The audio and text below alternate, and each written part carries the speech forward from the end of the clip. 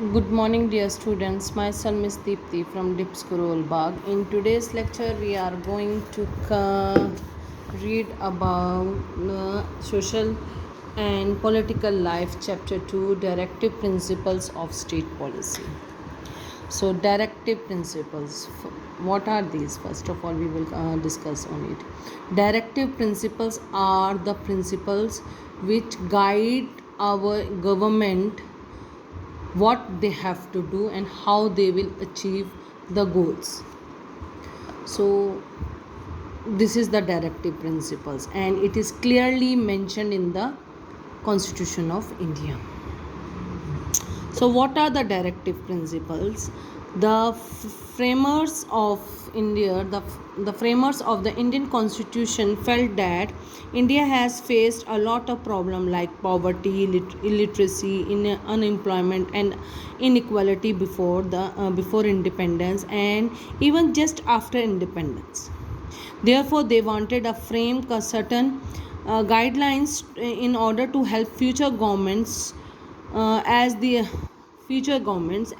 guidelines would help them to formulate political policies to tackle problems that arise in the society. Often, as a result, the directive principles of the state were added in the constitution under the article 36 to 51.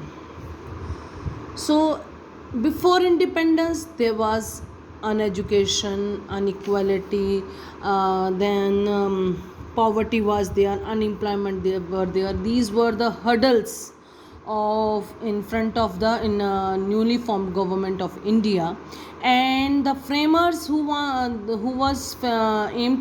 were making constitution, they are aware of this such problems. तो उन्होंने इन problems को they thought how we can overcome of these problems, and they have guided the government, future upcoming government, what step they should take to overcome these problems. So directive principles were added in the constitution, and these directive principles are written in from the article 36 to article 51. The main purpose behind these directive principles was to establish a welfare state, a state who works for the welfare of its citizens. So that state is known as the welfare state. This is considered to be an instrument of social issue, just as the individual rights are given in the citizen. The directive principles are also fundamental in the administration of country. Our constitution experts the states to apply this principle while making law. These principles are applicable through the certain central and state government, and also to the local self government. So directive principles, not only these principles are meant for the central government, but it is also meant for the state government as well as the local self governments also. मतलब कि इसमें उनको हर एक काम को कैसे काम करना है, क्या फॉर्मुलेशन से काम करें कि भी वो इजीली अपने गोल को अचीव कर सकें, इन सब के बारे में उनको गाइडलाइंस दी गई है. सीधी सी बात, ये गाइडलाइंस हैं जो कि गवर्नमेंट को अपना काम करने के लिए गाइड करती है. और गवर्नमेंट इंडिया में गवर्नमेंट कैसी है? इंडिया में गवर्नमेंट है वेलफेयर स्टेट की है, जो कि ऐसी गवर्नमेंट है which work for the welfare of its citizens. So लोगों की भलाई के लिए काम कैसे करा जाए, इसमें इनको गाइड किया गया कि what they have to do. Aims of the directive principles.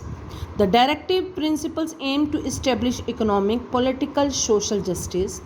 They aim to provide equal opportunity to all in all works of life, and to rise the standard of living of the people. Directive principles deal with various aspects. Number 1, promoting economic justice. Number 2, promoting Gandhian thought and socialist value. Number 4, some principles aim at the protection of environment, monuments, and natural heritage. Third is some. Fourth is some principles uphold law, justice, and administration. And fifth aspect is some directives advocate international peace and security. So these are the few aspects on which the directive principles guide the state government of our country. So in next lecture we are going to discuss and we are going to explain and discuss these aspects of directive principles. Till then, stay home, stay healthy, and all the best. Bye.